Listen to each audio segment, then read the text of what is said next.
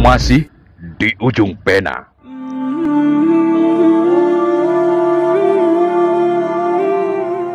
Saat mendengar suara orang mengumandangkan seruan yang tidak jelas, tapi membuat hati gadis Bali itu tenang dan rasanya ingin bersujud setelah mendengar seruan itu. Ketika membaca kitab Hindu, ada statement yang membuat janggal di pikiran gadis itu. Statement tersebut mengatakan, hanya orang bodoh yang menyembah sesuatu yang tidak maha kuasa, dan itu berbanding terbalik dengan tujuan umat Hindu. Yakni untuk mencapai moksa, dalam artian tidak akan kembali ke dunia. Namun, kenapa ada dogma reinkarnasi jika tujuannya adalah moksa, ujar gadis itu. Lalu bagaimana kisahnya, sampai gadis Bali itu meninggalkan agama Hindu, dan memilih masuk Islam?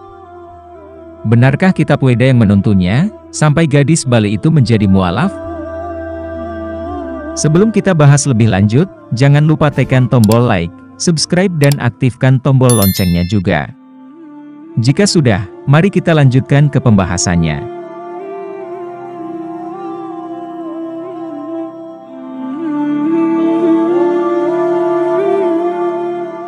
Perempuan asal Bali, bernama lengkap Niluh Putu Yunita Prihantini, mulai kecil sampai kelas 3 SMA mengikuti agama leluhurnya, yakni Hindu. Nita, sapaan akrabnya, saat sekolah di SMA Negeri Negara, mengalami sakit yang tidak biasa, yaitu penyakit non-medis. Sudah dibawa berobat kepada orang sakti di daerahnya, namun tidak kunjung sembuh juga. Kemudian berdasarkan kesepakatan keluarga, Nita dirawat oleh pamannya yang beragama Muslim. Disinilah Nita mulai mengenal agama Islam, dan sudah mulai tumbuh ketertarikan pada agama Islam. Nita yang sebelumnya tidak tahu apa itu Islam, kecuali saat bom Bali, sehingga pada saat itu yang diketahuinya, Islam itu adalah teroris. Selama dalam perawatan pamannya itu, keyakinan beragama Nita kepada Hindu mulai luntur. Ditambah lagi saat mendengar suara orang mengumandangkan seruan tidak jelas, tapi membuat hatinya tenang dan rasanya ingin bersujud. Setelah mendengar seruan itu, Nita bertanya kepada pamannya, ternyata, seruan itulah yang dikenal dengan azan. Pada saat mendengar seruan itu, saya berhenti total dari semua aktivitas, dan hanya menikmati suara itu, ucapnya yang kini memiliki nama muslimahnya, Yulia Hasan. Tidak berapa lama, penyakit Nita sembuh dan kembali ke rumah orang tua. Sampai ketika lulus SMA dan masuk perkuliahan, Nita tidak mengalami hal aneh lagi. Namun, saat kuliah Nita mendapat julukan dukun cantik dari negara Bali, yang menurut sebagian teman, Nita ini aneh, sering mengomongkan soal ritual agama Islam, yang tentu saja asing di kalangan teman kuliahnya, yang didominasi Hindu. Usai kuliah, Nita keluar masuk di perusahaan, hingga pada tahun 2005, masuk di perusahaan daerah Jembrana, Bali. Pada saat bekerja di sebuah perusahaan daerah, Nita dipercaya perusahaan, namun ada hal yang membuat Nita harus pulang ke negara, hal ini karena permintaan orang tuanya. Setelah undur diri dari pekerjaan, Nita pulang ke rumah orang tua lagi di negara. Pada saat itulah Nita sering bermimpi mencium batu hitam legam. Yang pada saat ditanyakan papanya juga tidak tahu. Akhirnya, pada hari ketiga mimpinya, papa Nita mencari informasi ke pamannya yang dahulu mengobatinya. Yang akhirnya mendapat jawaban itu adalah batu Hajar Aswad yang ada di Mekah. Mungkin anakmu adalah bagian dari umat Muslim, kata pamannya. Tak berapa lama, Nita kembali bekerja di perusahaan daerah. Namun setelah kejadian itu, dia mulai goyah dengan agama lamanya dan mulai mencari tahu tentang agama Islam dengan membaca dan berdiskusi dengan paman serta seorang ustadz. Hingga suatu saat, ketika membaca kitab Hindu, ada statement yang membuat janggal di pikiran saya.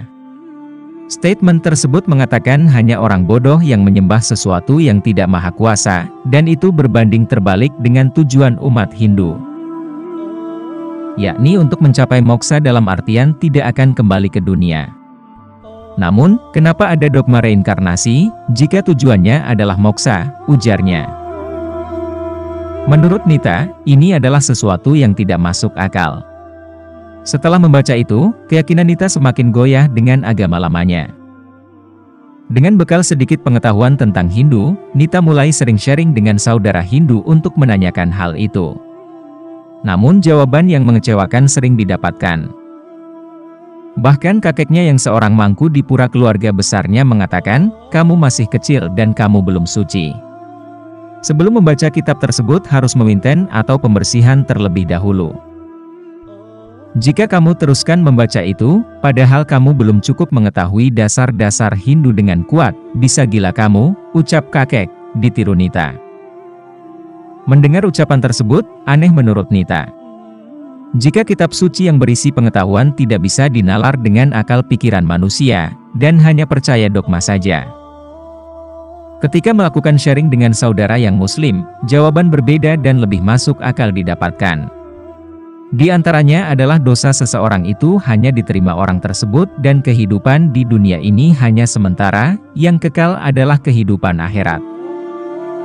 Selain itu, diperkenalkannya hal-hal baik sejak kecil antara lain saat bayi sudah mulai didengarkan suara azan, dan bacaan kitabnya yakni Al-Quran. Pada saat itu, Nita tetap pada agamanya yang semakin goyah dan bimbang. Karena merasa tidak lagi memiliki keyakinan di Hindu, akhirnya Nita mencari keyakinan di tempat datuk yang beragama Muslim. Selama sepekan di sana saya selalu bermimpi tentang nenek moyang buyut yang datang membawa sesuatu. Di malam pertama mimpi dibawakan mukena, malam kedua dibawakan tasbih, dan malam ketiga dibawakan Al-Quran, katanya. Selama di rumah datuk, Nita mulai belajar kalimat syahadat, rukun iman dan rukun Islam. Pada hari keempat, setelah asyar Nita berucap kepada datuk supaya jangan dilepas dan minta dibimbing untuk menjadi umat Rasulullah. Akhirnya, setelah maghrib datuk mengajak Nita ke rumah seorang ustadz untuk membaca kalimat syahadat. Saat itu hati dan jiwa saya tenang dan damai. Walau saya tahu orang tua akan sangat kecewa karena posisi saya pindah keyakinan saat masih gadis, ucapnya sambil terisak-isak.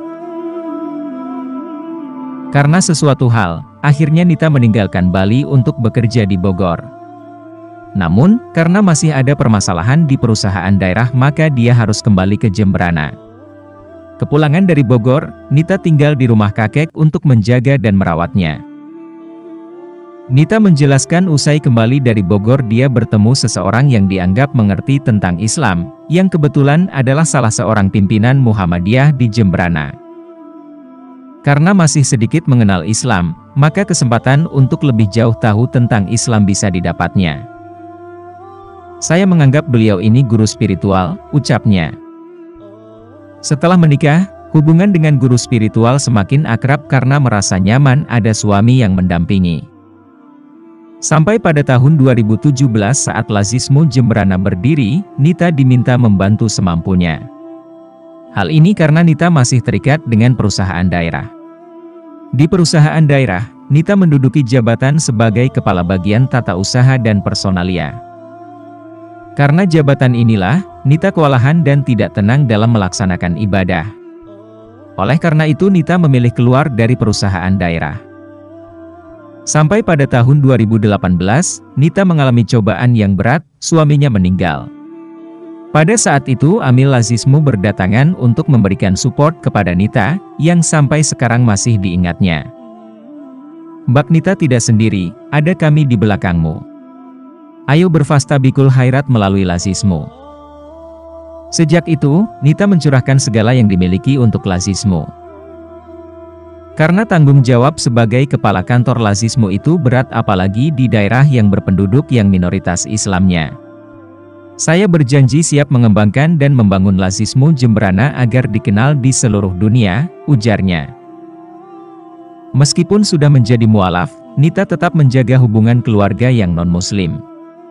Contohkan saat Hari Raya Agama Hindu, dia masih menghadiri sebagai bentuk silaturahim, kendati tidak mengucapkan selamat.